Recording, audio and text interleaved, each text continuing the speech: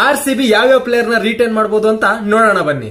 ಮೊದಲನೇದಂತೂ ಡೌಟೇ ಇಲ್ಲ, ವಿರಾಟ್ ಕೊಹ್ಲಿ ಅವರು 17 ವರ್ಷ RCBಗೆ ಆಡಿದ್ದಾರೆ. 18ನೇ ವರ್ಷ ಕೂಡ 18 ಕೋಟಿ ತಗೊಂಡು RCBಗೆ ಆಡ್ತಾರೆ. ಎರಡನೇ ರಿಟೆನ್ಷನ್ ನನ್ನ ಪ್ರಕಾರ ಕ್ಯಾಮ್ರನ್ ಗ್ರೀನ್ ಅವ್ರು ಆಗ್ಬಹುದು 14 ಕೋಟಿಗೆ. ಹೋದ ವರ್ಷ ಅವ್ರನ್ನ ಮುಂಬೈಯಿಂದ ಟ್ರೇಡ್ ಮಾಡ್ಕೊಂಡ್ವಿ 15 ಕೋಟಿ ಕೊಟ್ಟು. ಮಿಡ್ಲ್ ಆರ್ಡರ್ ಅಲ್ಲಿ ಬ್ಯಾಟಿಂಗ್ ಆಡ್ತಾರೆ, ಫಾಸ್ಟ್ ಬೌಲಿಂಗ್ ಆಪ್ಷನ್ ಅಲ್ಲಿ ಅವೈಲೇಬಲ್ ಇರ್ತಾರೆ. ಬೆಂಗಳೂರು ಪಿಚ್ ಗೆ ಹೋದ ವರ್ಷ ಚೆನ್ನಾಗಿ ಸೆಟ್ ಆದ್ರು. ಸೊ ಆ ಕಾರಣಕ್ಕೆ ಅವ್ರನ್ನ 14 ಕೋಟಿ ಕೊಟ್ಟು ರಿಟೈನ್ ಮಾಡ್ತಾರೆ ಅಂತ ಅನ್ಸುತ್ತೆ. ಮೂರನೇದು ಖಂಡಿತವಾಗಿ ಮೊಹಮ್ಮದ್ ಸಿರಾಜ್ ಅವ್ರು ಆಗ್ಬೇಕು 11 ಕೋಟಿಗೆ.